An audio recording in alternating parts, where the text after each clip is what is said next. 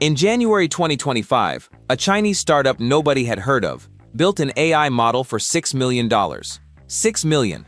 That's less than what some tech companies spend on their office snacks. And it matched systems that cost American companies hundreds of millions to build. Within days, over $1 trillion vanished from the stock market. Nvidia alone lost almost $600 billion in a single afternoon. But here's the part nobody talks about. That crash wasn't the disaster. It was the starting gun. Because once intelligence got that cheap, corporations didn't panic. They celebrated. If you could rent a digital employee for pennies an hour, who works 24/7, never complains, never unionizes, and never asks for a raise, why would you ever hire a human again? That question is exactly what's playing out right now. In boardrooms you'll never see, in memos you'll never read, and it's already cost hundreds of thousands of people their jobs. This isn't the future. This is happening right now. For years we were told the same comforting story. Robots take the factory jobs. Humans keep the smart jobs. Lawyers are safe. Doctors are safe. Programmers are safe. Creative people are safe. That story is dead. In the first 6 months of 2026 alone, over 150,000 tech jobs disappeared across more than 500 companies. And for the first time, executives stopped hiding it behind vague words like restructuring. They just said it. Amazon's CEO told his own staff in an internal memo that the company would need, quote, fewer people doing some of the jobs that are being done today because of AI efficiency gains. Salesforce's CEO went on a podcast and bragged that AI now handles half of all customer conversations. His words? He just needed less heads, not less cost, less people. And this wasn't one company having a bad quarter. This was systemic. Oracle cut up to 30,000 jobs and openly told investors the savings were going straight into AI data centers. Meta cut nearly 10,000 jobs while simultaneously raising its AI spending to over $100 billion. Cisco's own CFO said it plainly. This wasn't a savings move. It was a strategic bet that machines were now worth more than people. Follow the money. It never lies. Now here's where it gets personal. Because you're probably thinking, okay, that's tech. That's not me. But the industries getting hit next should terrify you more than tech ever did. Law was supposed to be untouchable. Too much nuance, too much judgment, too much human accountability. Today, an AI system called Harvey is standard inside the world's top law firms. Valued at $11 billion. It drafts contracts, it analyzes case law, it handles due diligence at a scale no human team could ever match. Medicine was supposed to be untouchable. Yet AI diagnostic tools are now matching senior radiologists in catching cancer.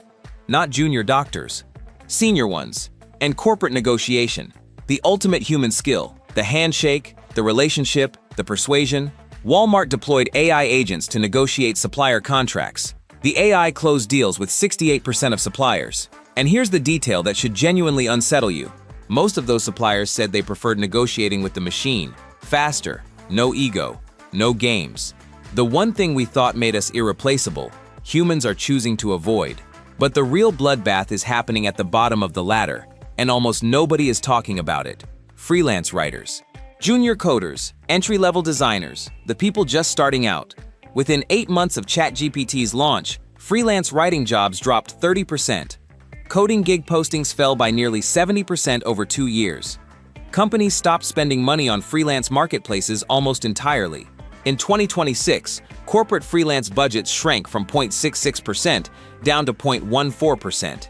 Meanwhile, spending on AI tools nearly quadrupled. Stanford researchers found something even darker. Employment for 22 to 25-year-olds in AI-exposed jobs dropped 13%. Think about what that actually means. The bottom rung of the career ladder, the one that trains people to eventually become senior lawyers, senior engineers, senior anything, is being quietly sawed off. This is not a layoff story. This is an extinction story. The extinction of the entry-level job. So if AI is this unstoppable, this efficient, this cheap, why are so many companies now secretly reversing course? Here's the twist almost nobody saw coming. In 2024, Klarna's CEO proudly announced their AI chatbot had replaced 700 customer service agents, handling 2.3 million conversations a month. Wall Street loved it. Headcount dropped 22%. Then the cracks started to show. The AI crushed simple refunds. But when it came to angry customers, complicated disputes, real human frustration, it failed, badly. By 2025, that same CEO went on Bloomberg and admitted it publicly. His words, "We went too far." Klarna quietly started rehiring humans. They even pulled engineers off their own product teams, just to answer support tickets and stop the bleeding. And Klarna wasn't alone. New data from Forrester and OrgView revealed something staggering. 55% of business leaders who replaced workers with AI now regret the decision. 55%. More than half. Even IBM, a company that announced plans back in 2023 to replace nearly 8,000 jobs with AI, did a complete about-face. Their chief HR officer stood on a stage in 2026 and announced they were tripling entry-level hiring. Her reasoning was simple, and honestly, kind of chilling. If you stop hiring juniors today, you have no senior leaders in 5 years. She called it the talent doom cycle. So which is it? Is AI replacing us, or is it all just corporate panic dressed up as strategy? The uncomfortable truth is, it's both, at the same time. Here's what almost every headline gets wrong. AI isn't replacing jobs, it's replacing tasks. And that distinction is the difference between surviving this shift and getting erased by it. Current AI agents succeed at single, isolated tasks about 58% of the time. But when a task requires multiple steps, judgment, and messy real-world context, success drops to just 35%. AI is a scalpel, not a surgeon. It's terrifyingly good at the routine, and it still falls apart on the complicated. That's exactly why blue-collar work, plumbing, electrical, skilled trades, is suddenly some of the safest work in the entire economy. Not because it's less valuable, because robots still can't physically do it. And it's why the humans who survive this transition aren't the ones trying to outcompute the machine. They're the ones learning to direct it. There's a phrase circulating quietly in the freelance world right now. The 10-80-10 rule. The highest earners handle the first 10%, the strategy. They let AI chew through the middle 80%, and they own the final 10%, the judgment call, the quality check, the human signature. That is the entire game now. Somewhere right now, in a small apartment, one person with a laptop is building a company that would have needed a 50-person team just 2 years ago. No office, no payroll, no investors. Just one person, orchestrating an army of AI agents like a conductor in front of an invisible orchestra. Sam Altman once made a bet that we'd see a one-person billion-dollar company by 2028. That bet is looking less like a prediction and more like a countdown. So ask yourself the only question that actually matters here. Not will AI take my job, but am I still doing work a machine can do alone, or am I becoming the person who decides what the machine does next?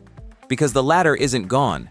It just moved, and the people still climbing it right now don't even realize they're already standing on the wrong rung.